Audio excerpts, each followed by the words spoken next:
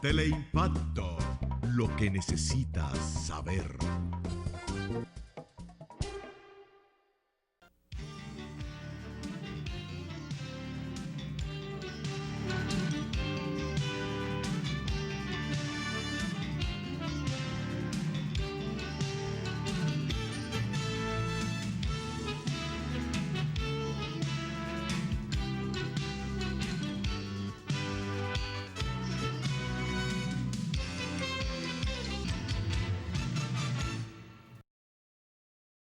Para nosotros es motivo de mucha satisfacción contar con la presencia del doctor Juan Daniel Balcácer. En otras palabras, va a dedicar este espacio junto al doctor Balcácer a analizar la significación histórica del 12 de julio, que en la historia nacional es una fecha relegada, pero que marca el momento de la salida de las tropas norteamericanas que ocuparon el país en 1916 y el inicio de la Tercera República.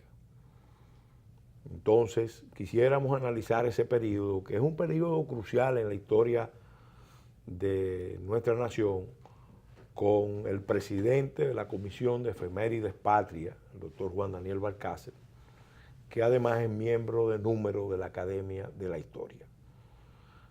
Juan Daniel, muchas gracias, muy contento gracias a ti. de tenerte aquí en este espacio, en otras palabras. Gracias por haber aceptado nuestra invitación a tratar este tema de tanta significación en la historia dominicana.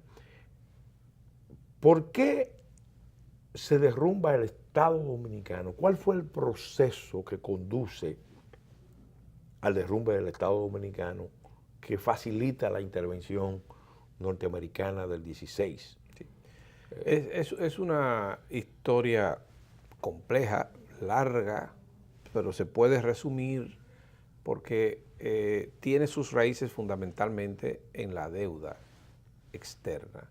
En la deuda externa dominicana, que como sabemos se inició en 1869, primero con el empréstito Hartmont, de origen británico, y que fue evolucionando, y bajo el gobierno de Lilis, pues esa deuda fue adquirida por bancos privados norteamericanos a través de la denominada Santo Domingo Improvement Company. Sí.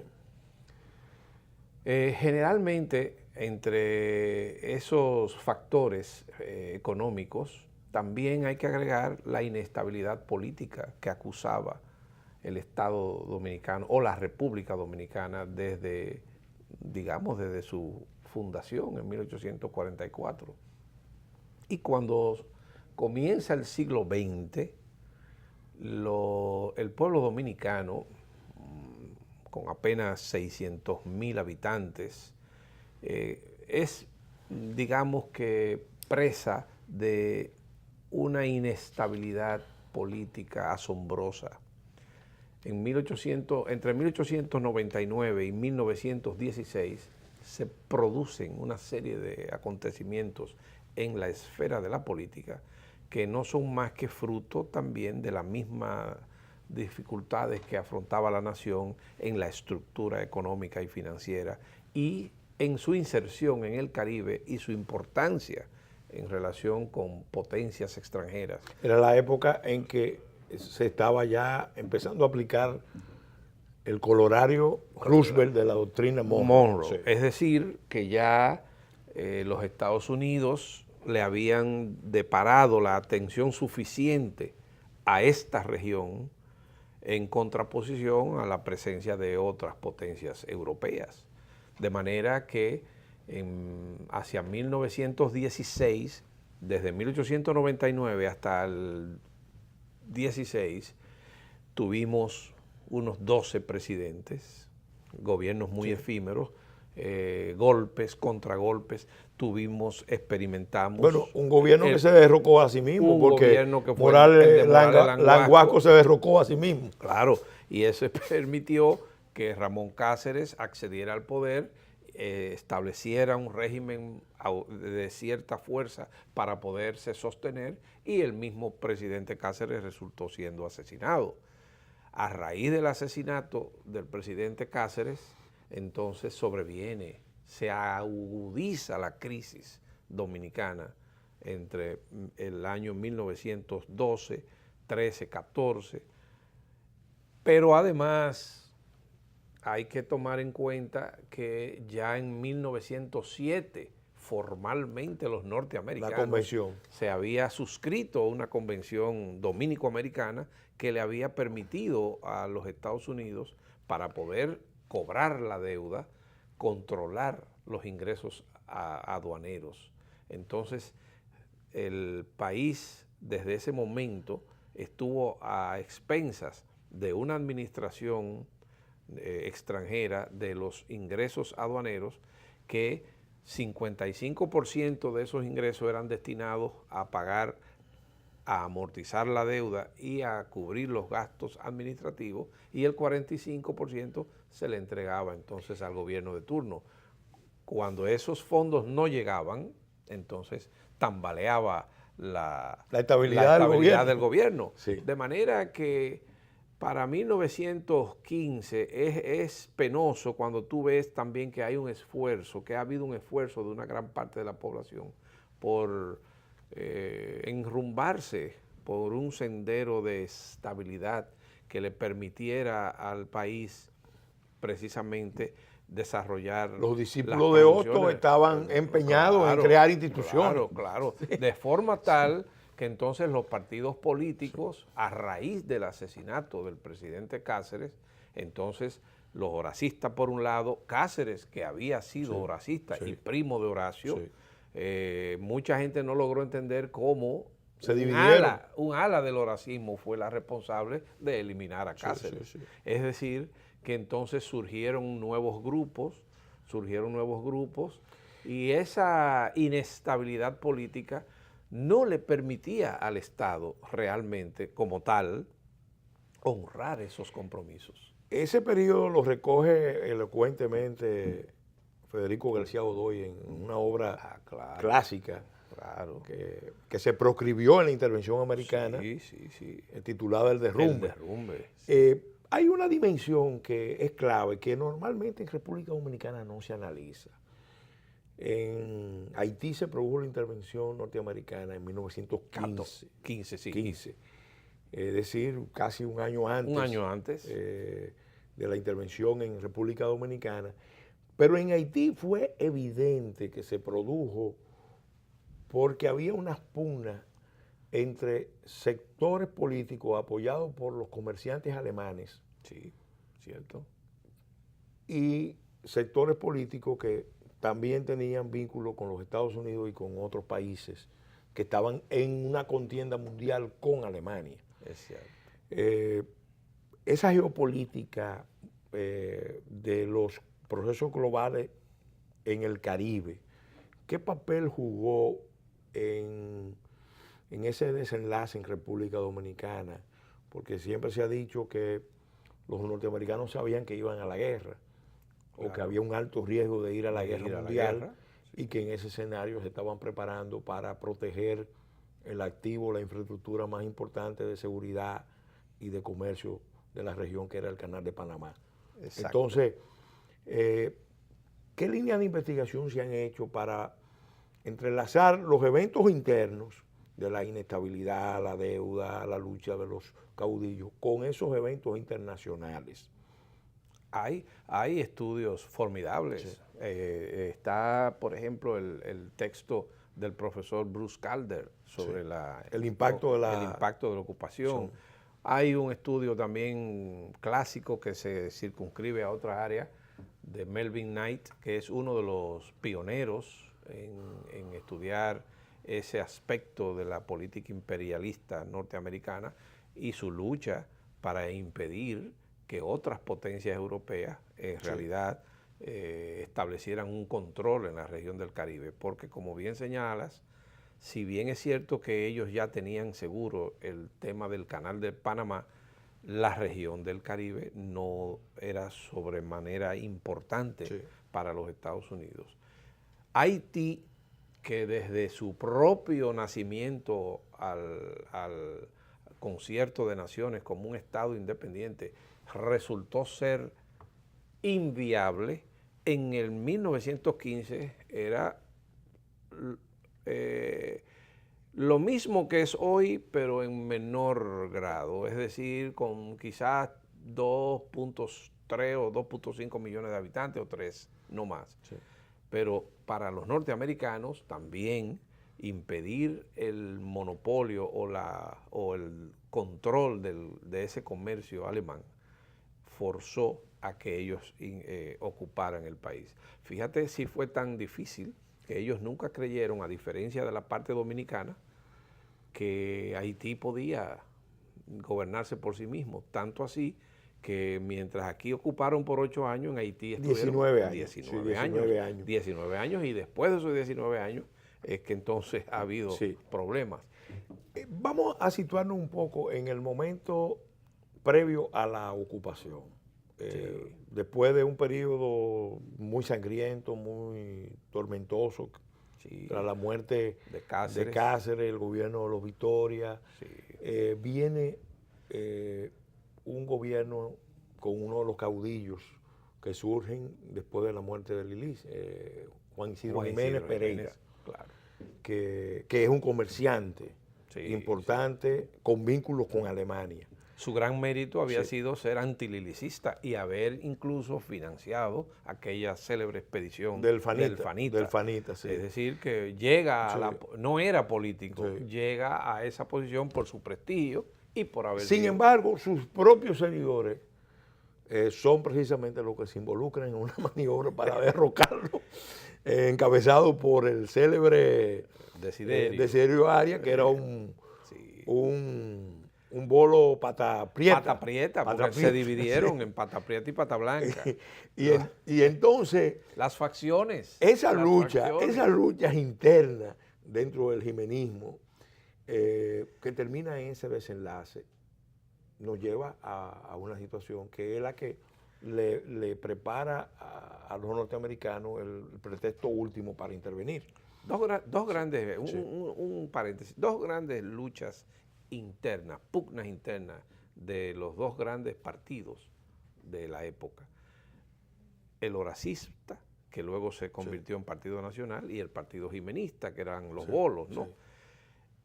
En el caso del horacismo, que se dividió, esa división produjo la muerte del presidente Cáceres.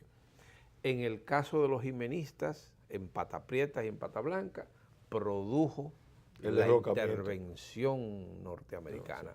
Naturalmente, no fue esa la única causa. Yo soy partidario de que, en adición a la evolución de la crisis dominicana desde 1907, la muerte del presidente Cáceres aceleró, fue un detonante para profundizar, agudizar esa crisis y llevar al resultado de la ocupación militar norteamericana, porque no había forma de dirigir el Estado con sosiego, porque las fuerzas en pugna no lo permitían. Con tu permiso, vamos a hacer un alto y vamos a continuar en el próximo segmento analizando esos momentos previos y posterior a la ocupación, que fue una ocupación progresiva.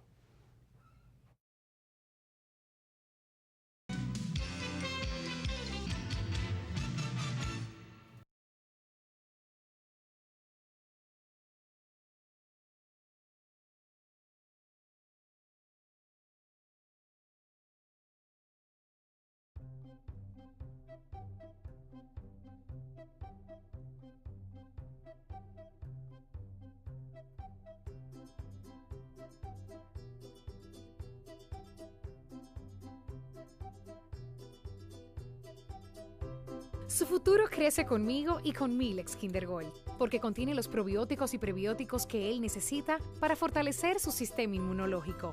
Por eso soy una mamá leona y siempre cuento con Milex Kinder Gold, la leche recomendada por pediatras que saben de nutrición.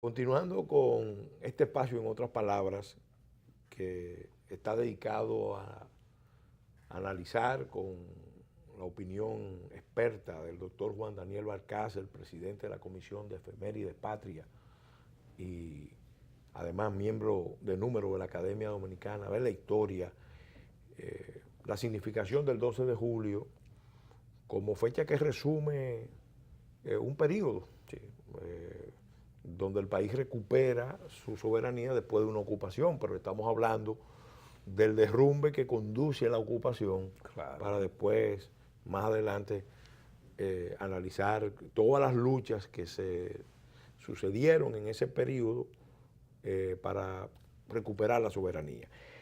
Hablábamos que se produce un intento de derrocamiento por juicio político por corrupción, porque era una acusación de mal manejo de fondos públicos que se le estaba haciendo al presidente Jiménez, de sus propios partidarios.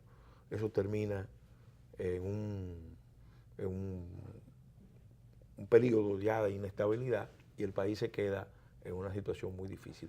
¿Cuál fue la posición de Jiménez cuando recibe esta esta y al mismo tiempo la oferta norteamericana? Sí. De que reclamara apoyo. Sí. Esa acusación era en verdad injustificada de los seguidores. Lo que sucede es que cada cacique reclamaba partes del pastel para ellos sostenerse y sostener su clientela. O sea, en el caso de Desiderio era célebre que siempre... La aduana de Montecristi era una de sus fuentes preferidas para poder... Entonces, en la medida en que todas esas fuentes de abastecimiento y de sostenimiento de esos caudillos militares locales o caciques se fueron agotando, porque también los recursos fueron escaseando y digamos que el Estado, el gobierno tenía que concentrar todo lo que recaudaba para poder cumplir. Jiménez había sido primero el primer presidente electo en unas elecciones, digamos, en las primeras elecciones del siglo XX, en 1914, y era un caballero que gozaba de un gran prestigio, de manera que, y honesto. Y honesto. Porque eso tenían esos caudillos. Y su carta de renuncia. Sí, claro. Entonces, es histórica. Él no renuncia por la presión que le están haciendo ellos, él renuncia por la presión de los norteamericanos. Los norteamericanos le habían exigido que reclamara ayuda, asistencia para enfrentar a sus opositores, pero al mismo tiempo le habían impuesto una serie de puntos, los famosos 14 puntos del presidente norteamericano, de Wilson, que él sencillamente rechazó. Él tenía, digamos que finalmente 3 opciones: o se iba a la guerra civil con sus propios partidarios, en contra de sus propios partidarios, o se plegaba al gobierno norteamericano. Entonces él lo único que iba a hacer era ser una marioneta o renunciar, y él optó por la renuncia, pero explicó al país por qué lo hacía, y eso enalteció sin duda alguna. Cuando se produce la intervención, que ya los norteamericanos empiezan a ocupar el territorio nacional, habían fuerzas militares que podían haber resistido. Sí, Estaba el general Desiderio Arias, que era ministro de guerra. claro, claro. ¿Cuál fue la posición de Desiderio? No, Desiderio sencillamente espantó. Sí. No, Desiderio no optó por enfrentar directamente a las fuerzas norteamericanas. Primero sabía que no tenía Posibilidades de triunfo y quiso sencillamente asegurar su terreno, asegurar su coto, donde su feudo, donde él realmente ejercía el poder. Y se retiró, y eso lo condenó también históricamente, al tiempo que después de la ocupación, él y todos los demás caudillos fueron perdiendo ese poderío que tenían en la medida en que fueron desarmando a toda la población. Después de la renuncia del presidente Jiménez, el Consejo de Secretarios de Estado queda en posesión del gobierno y ahí se elige a Francisco Enríquez y Carvajal. ¿Qué pasa que no se consolida el gobierno de Francisco Enríquez y Carvajal? Los norteamericanos no reconocieron el gobierno de Francisco Enríquez y Carvajal. Ellos insistían en que el legítimo era el presidente Jiménez, pero el presidente Jiménez había renunciado, y había renunciado conforme a la Constitución, y la Constitución precisamente establecía ese mecanismo de que en ausencia del vicepresidente, etcétera, el Consejo de Secretarios de Estado debía sesionar para elegir al mandatario. Francisco Enríquez Carvajal fue electo constitucionalmente y no fue del agrado de los norteamericanos. En las investigaciones que se han hecho, ¿se ha podido demostrar también si los norteamericanos estuvieron detrás de los opositores a Jiménez, de caudillos como Desiderio Arias, en la fase del derrocamiento? No, porque a ellos, no sé, no puedo, pero a mí me parece que no era interés de ellos que Jiménez claudicara. Lo que ellos sí querían era precisamente garantizar la estabilidad y al mismo tiempo que los intereses norteamericanos no se perjudicaran y que no interviniera en los asuntos domésticos del país ninguna otra potencia. Sí. Aparte de que estábamos insertos en una situación internacional con una Primera Guerra Mundial. Muy complicada. Y ellos tenían, ¿verdad? Sí. En ese tablero mundial, nosotros éramos quizás una zona muy rezagada. Sin embargo, para la defensa del Golfo y para la defensa del Caribe y del canal, la isla de Santo Domingo es clave. Claro. Y la bahía de Samaná particularmente. Todavía. Pues, entonces ellos estaban claros de lo que ellos querían. De manera que el interés de ellos no era derrocar a Jiménez. No era de sus simpatías el doctor Enríquez y Carvajal, que además no tenía disponibilidad o disposición de aceptar una serie de exigencias. Se dieron algunos actos, encuentros sobre todo, no se puede hablar de batallas, pero encuentros, el encuentro de la Barranquita. Sí. Donde se salvó, vamos a decir, el honor nacional de que sectores militares dominicanos resistieron, pero después se dieron episodios en otra parte, en la toma de la fortaleza de San Francisco de Macorís, un poco en la línea de la reacción del coronel José Contreras ante la anexión. Tú no puedes describir ese periodo de la resistencia militar y cómo también se dieron gestos individuales y además la lucha social que vino después por parte de comunidades campesinas en el plano militar propiamente. Bueno, muchas personas no reparan en el hecho de que la ocupación militar norteamericana del país comenzó en mayo de 1916 y que paulatinamente las tropas norteamericanas fueron ocupando las principales ciudades marítimas Recordemos que fue una ocupación naval. Sí. Entonces, ocuparon Puerto Plata, Contraalmirante Nac. El contraalmirante, en ese entonces era capitán. Capitán. Él ascendió después, siendo gobernador.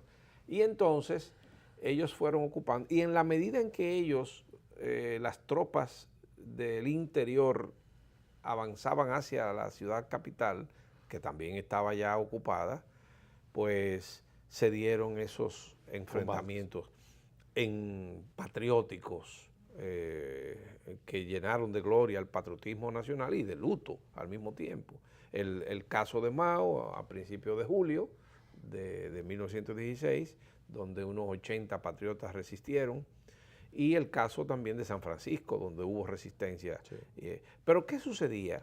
Que mucha gente de los viejos caudillos locales y tradicionales y combatientes de las guerras intestinas no se habían percatado de las transformaciones que estaba experimentando la sociedad dominicana y no tenían idea del poderío de esas tropas que estaban ocupando. No era ya pelear venía un ejército ya había ametralladoras Garling. Sí, y nosotros tampoco teníamos un ejército, a pesar de la guardia de Mon, no teníamos nosotros un ejército profesional, y realmente esos fueron choques muy desventajosos que a la larga, tras lo que más, el que más duró fue quizás el de Mao, que duró 4 horas y tanto, a la larga pues resultó en un revés muy lamentable para el patriotismo nacional, pero ahí lo que se evidenciaba era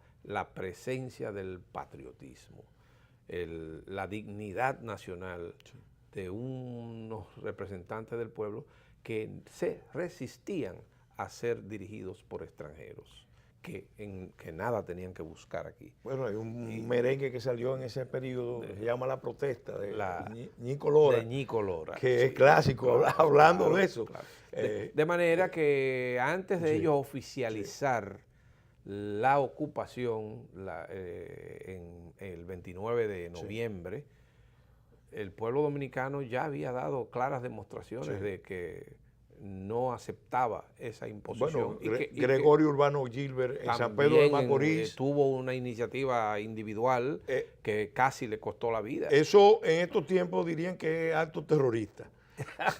Bueno, no necesariamente, porque fue dirigido contra él, contra el militar. Contra el militar, no contra civiles indefensos, pero fue y se presentó y le dio un tiro y entonces se lanzó al agua y salvó de casualidad. Que por cierto, se convirtió en una leyenda en Nicaragua. En Nicaragua. Exacto. Y estuvo presente incluso en la Revolución Constitucionalista. Yo lo recuerdo. Hay un tema que vino después, porque la ocupación evidentemente tenía un trasfondo económico y uno de los aspectos quizás más dolorosos de todo eso fue la concentración de la tierra y la expansión del capitalismo azucarero. Claro. Y eso afectó las comunidades, sobre todo del este. Ahí se produjo un tipo de resistencia social parecida a la que se dio en Haití, encabezada por Carlomagno Peralta, en los grupos llamados CACO aquí, los norteamericanos lo llamaron gavilleros. Pero había como una conciencia, no vamos a decir no muy elaborada patriótica, pero sí de resistencia al extranjero. Vicente Evangelista y Ramón Natera. ¿Cómo manejaron los norteamericanos ese fenómeno? ¿Cómo reaccionó la sociedad dominicana? Si hubo conexión entre los movimientos patrióticos de las ciudades con los movimientos campesinos que se estaban dedicando a la guerra de guerrilla. Sí, hay pocos estudios, pero los hay, sobre el caso de los llamados gavilleros, que eran sencillamente patriotas que resistieron con armas en las manos, no solamente la ocupación militar, sino el despojo sistemático de sus tierras. Porque entonces, como estábamos bajo el régimen de las tierras comuneras, fue mucho más fácil despojar a todos esos campesinos de sus tierras, que pasaron a ser entonces después propiedad de compañías privadas norteamericanas. Fue en esa época de la ocupación cuando entonces se puso en vigor el sistema Torrens de medición. Es decir, también hubo transformaciones interesantes, pero los llamados gavilleros del Este sencillamente enfrentaron a los norteamerinos con las armas. Con relativo éxito. Hasta donde les fue posible. Y fue éxito. una resistencia sistemática, permanente, que a la manera de focos guerrilleros, que ellos hostigaban. Ese no es el caso de Liborio. No, Liborio a mi modo de ver es otra cosa. Liborio desde 1907. Estamos hablando de Olivorio Mateo, en San Juan de la Maguana. Sí. Desde 1907 se presentó como un mesías, que hacía milagros, etcétera, y tenía una secta que lo seguía. Mesiánica.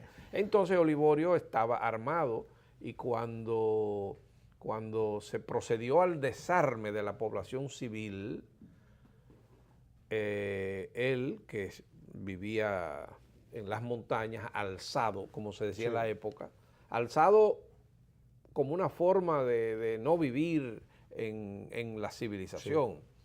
Los norteamericanos un día dijeron, vamos a ponerle fin a esto, porque de vez en cuando ellos, los liboristas, bajaban a los entornos y lo que hacían era depredar. Yo oí en una ocasión la versión de que también, como en Haití había actividades parecidas en la frontera, los norteamericanos querían cortar eso en Santo Domingo para que no se pudiera producir ningún tipo de interconexión entre los movimientos de los cacos haitianos con movimiento del sur. Todo era un tema estratégico. Es posible, pero yo he oído versiones de estudiosos que sostienen que Liborio fue antiimperialista. A mí no me parece. No encabezó ningún grupo, nunca hostigó a los norteamericanos, nunca ni hizo ninguna proclama. Nada. Entonces así no.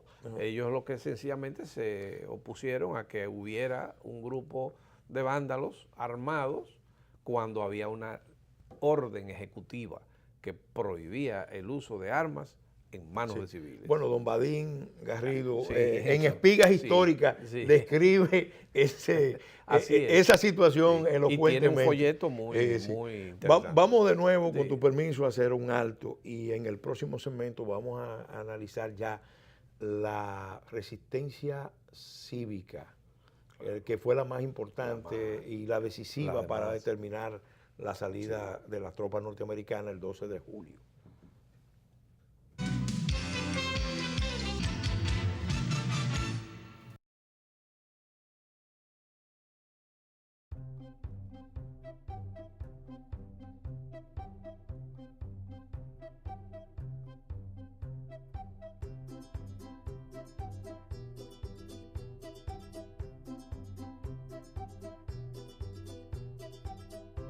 Su futuro crece conmigo y con Milex Kinder Gold, porque contiene los probióticos y prebióticos que él necesita para fortalecer su sistema inmunológico. Por eso soy una mamá leona y siempre cuento con Milex Kinder Gold, la leche recomendada por pediatras que saben de nutrición.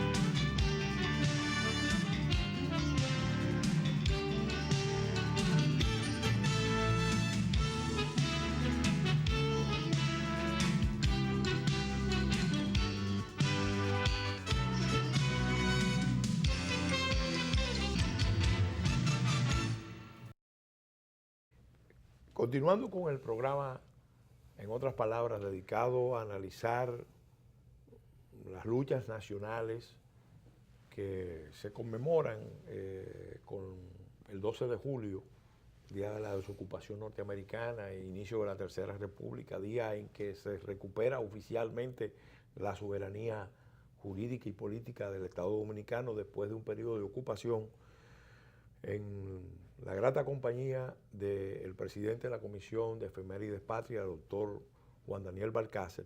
Quisiéramos ya en este segmento prestar atención a lo que fue la lucha cívica, patriótica, que se desarrollaron básicamente en las ciudades de todo el país y también en el exterior. Los líderes de ese proceso, la resistencia, la censura, ahí descolla fundamentalmente Américo Lugo, Emiliano Tejera, el propio Francisco Enrique Carvajal, que después... el poeta Fabio Fiallo. Y Fabio Fiallo, sí. después se declaró gobierno itinerante, que con un grupo de ciudadanos frecuentaba en Washington para hacer presión. Así como hubo siempre resistencia armada,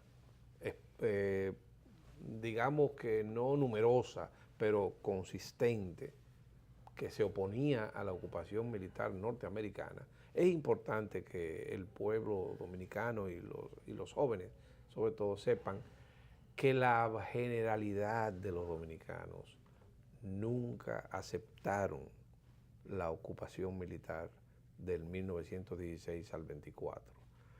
Es evidente que al cabo de meses, ya cuando ellos tomaron el control de todas las instancias del poder, pues hubo ciudadanos que sencillamente se incorporaron a la administración pública porque tenían que trabajar, tenían que sobrevivir, pero eso no significa que se consustanciaron con el propósito principal de la ocupación, que era precisamente dominar a los dominicanos y convertirlos en una suerte de satélite del imperio. Se formó paralelamente a la resistencia armada una resistencia cívica admirable, cuyo principal lema era la desocupación pura y simple del territorio nacional. Entonces, esa es la corriente encabezada por Lugo. El doctor Américo Lugo, esa comisión nacional, esa unión nacionalista, la presidió Emiliano Tejera. Formó parte de Américo Lugo, estuvo en ella el poeta Fabio Fiallo. Hay otras, en cada provincia del país, de las 12 provincias que entonces existían, hubo comisiones, juntas nacionalistas, que eran como se llamaban. Y entonces ellos recaudaban fondos, iban a Washington en comisiones a protestar y a denunciar en la capital de los Estados Unidos los excesos que cometían los norteamericanos aquí en el país, y sobre todo a reclamar que no le asistía ningún derecho a los Estados Unidos para ocupar el país. Llama la atención porque Lugo encabeza esa lucha. Sin embargo, Lugo, en el 12, viendo el peligro de la intervención, propone la fórmula de la Confederación Dominico-Haitiana para conjurar la intervención. Pero Lugo también, a un tiempo, también veía o entreveía un problema que se estaba dando. Ya nosotros habíamos perdido unos territorios que todavía no se le habían jurídicamente cedido, pero que ya de facto lo eran, unos 5 pueblos.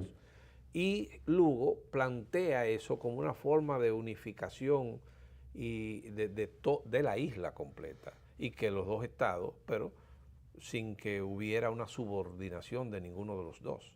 Una confederación, como se planteó en el siglo XIX, porque ya esa idea la había incluso dirimido Pedro Francisco Bonó, inspirado también en Hostos. Y lo había planteado, el presidente Hipólite de Haití entendió que el acuerdo de 1874 era un acuerdo de fusión.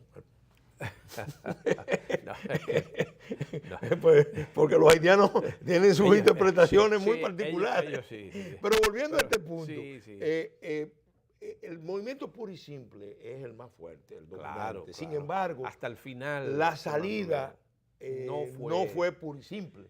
Ahí surge otro movimiento. Hubo varias propuestas. Aparte de la pura y simple, también los norte, el plan presidente, Harding, el sí, plan sí. Harding, había un plan Wilson, el plan Harding.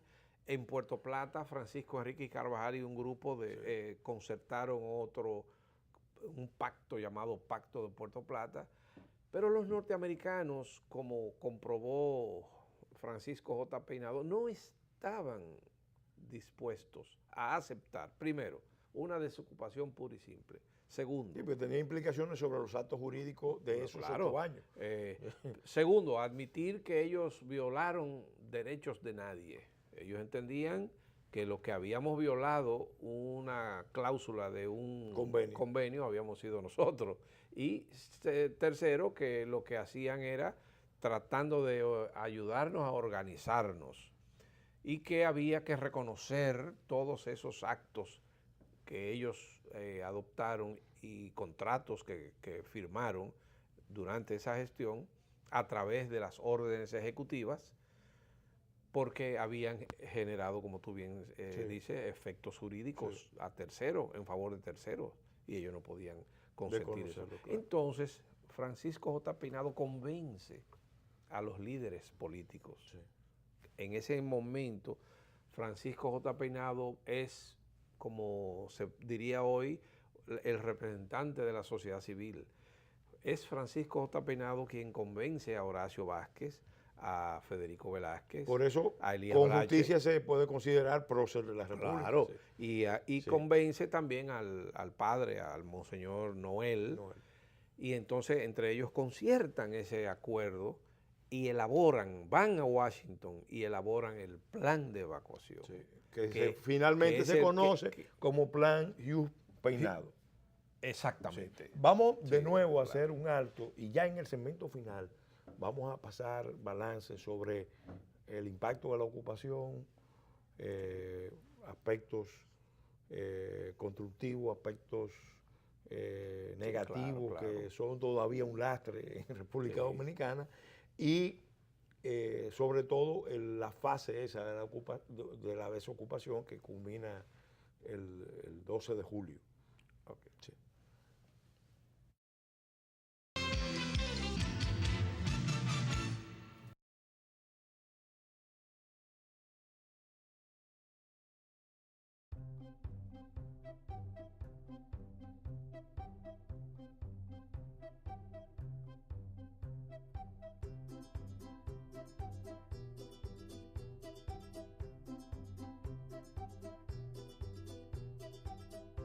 Su futuro crece conmigo y con Milex Kinder Gold, porque contiene los probióticos y prebióticos que él necesita para fortalecer su sistema inmunológico. Por eso soy una mamá leona y siempre cuento con Milex Kinder Gold, la leche recomendada por pediatras que saben de nutrición.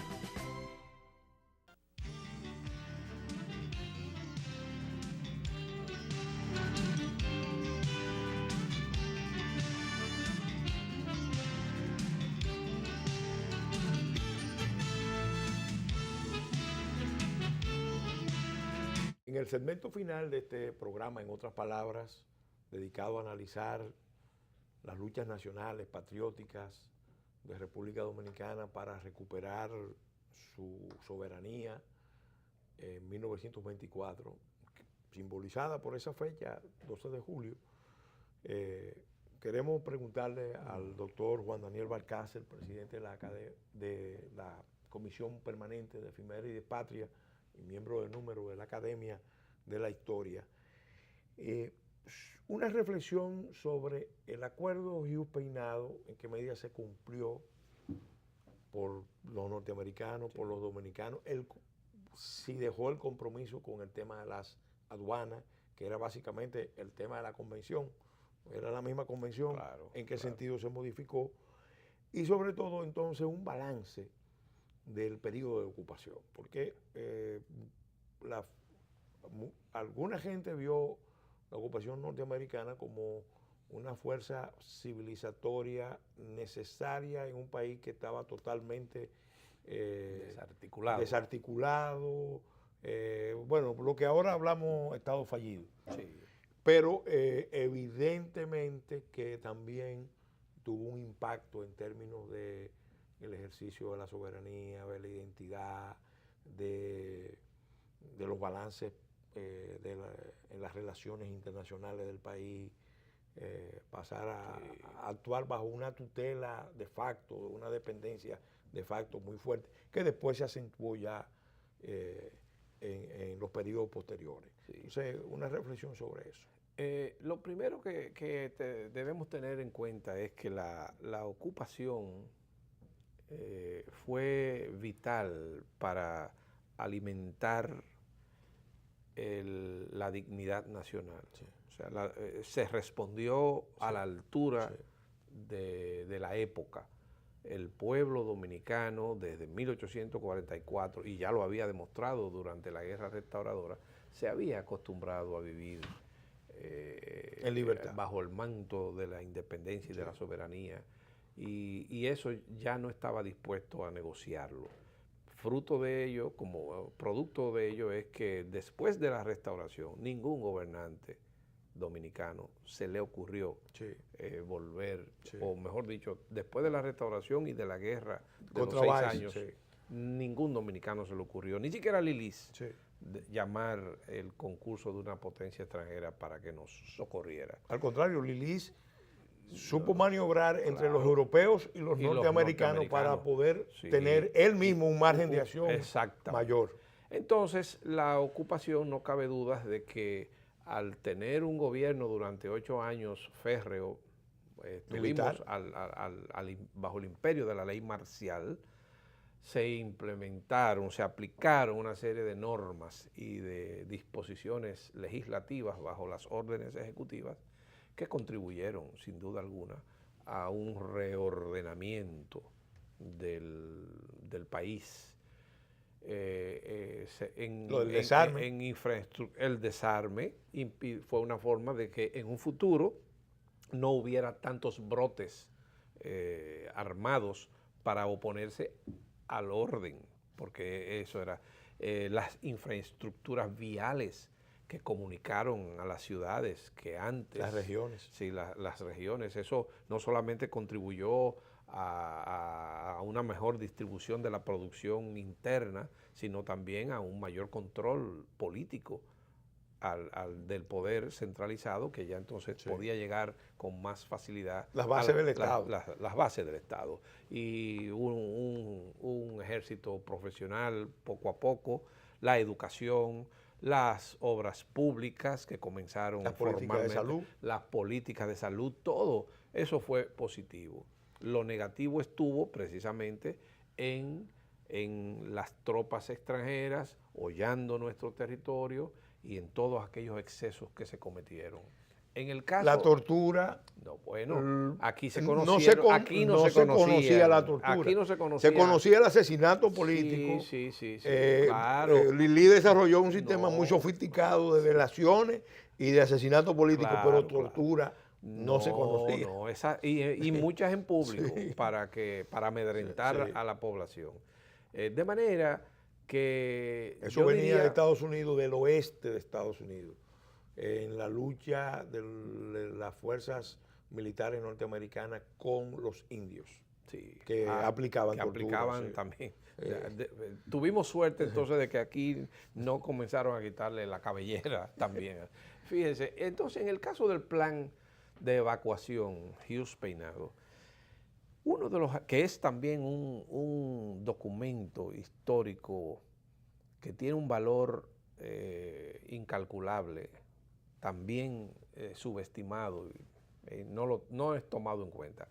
El plan de evacuación, o lo que se llama el memorando entendido de evacuación de las tropas norteamericanas de República Dominicana, elaborado por el licenciado Francisco J. Peinado y firmado por el general Horacio Vázquez, por Federico Velázquez, por Elías Brache Hijo y por Monseñor Noel, y por la parte dominicana. Por la parte americana firmaron Russell, que era entonces embajador, equivalente a embajador, y Sumner Welles. Ese memorando especificaba que una vez escogido un presidente provisional, garantizaba que no iba a haber control de las aduanas por parte de los norteamericanos, que no iba a haber presencia militar después que se estableciera el gobierno definitivo, sí, y que se recuperaría la soberanía nacional y que el sistema político dominicano iba a ser reformado de acuerdo con las necesidades de los tiempos. ¿Qué quería eso decir? Bueno, lo establecía. El periodo presidencial que la Constitución de 1908 establecía que era de 6 años, sí, y que había suprimido la vicepresidencia de la República, iba a ser reducido de 6 a 4, se iba a introducir la vicepresidencia de la República, se iba... Que era el modelo americano. El modelo americano. Sí, sí, sí. Se prohibía la reelección inmediata. Sí, sí. Entonces esos tres puntos se hicieron. Se creó el gobierno, que entonces se eligió, a raíz de esa comisión creada, esos líderes políticos eligieron al comerciante Juan Bautista Vicini Burgos para que presidiera el país en ese gobierno provisional que fue del 22 al 24. Sí. Y ese gobierno fue el que organizó elecciones, creó la Junta Central Electoral y al mismo tiempo preparó el país para las elecciones. También especificaba el memorando, el entendido de evacuación, que tan pronto asumiera el poder las nuevas autoridades, los americanos abandonaban el país. Y todo eso sucedió el 12 de julio de 1924, pero el gobierno de Juan Bautista Vicini organizó las elecciones para marzo del 24, de manera que todo eso para el futuro de la nación tiene mucho que ver porque Horacio Vázquez fue elegido presidente y Horacio sabe que después... Ahí se empezaron a aplicar las técnicas clientelares. Claro, claro.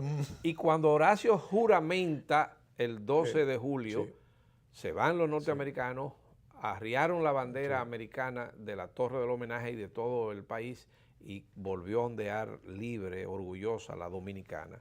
Pero el 24 de marzo, él juró la Constitución por 4 años, sí, con un vicepresidente. Sí. Y sí, ya esto es otra historia. Esa es otra historia que amerita otro programa. Pero ese fue el resultado, sí, lo que fue provechoso para el futuro de la nación fue ese entendido de evacuación que elaboró Francisco J. Delgado. Brevemente, una reflexión final, porque nos toca despedir el programa. Uno de los libros que primero de historia dominicana que yo leí fue La Viña de Dabo, escrita por Somervell, que después fue enviado directo en Santo Domingo. Era el punto de vista de un diplomático norteamericano. ¿Qué valoración hay de ese libro? Durante mucho tiempo fue un clásico para tú entender el segundo tomo, sí, para tú entender ese periodo, los inicios del siglo XX dominicano, los gobiernos de Horacio Vázquez, de Juan Isidro y todo lo que tuvo que ver con la ocupación militar. Ahora, junto con el de Sumner Wells, yo entiendo que un libro clave es de Luis F. Mejía, sí, de Lilis A. Trujillo, sí, y el de Víctor Medina Bennett, los responsables. Sí. De manera que a partir de ahí, con esos tres textos, se entiende bien ese periodo. Bueno, Juan Daniel, muchas gracias. Gracias a ti, te agradecemos haber intervenido en este programa, en otras palabras, ilustrando a los amigos y amigas televidentes. A los amigos que siguen este espacio, en otras palabras, gracias por su atención, gracias a nuestros patrocinadores de Leche Milex y solamente nos resta informarle que este espacio, en otras palabras, se transmite en horario de 1 a 2 de la tarde los domingos, de 10 a 11 los domingos también de la noche y los martes y jueves de 7 a 8. En el canal de YouTube, en otras palabras TV, lo pueden también ver en los próximos días. Gracias por su atención y hasta la semana entrante, si Dios lo permite. Muy bien.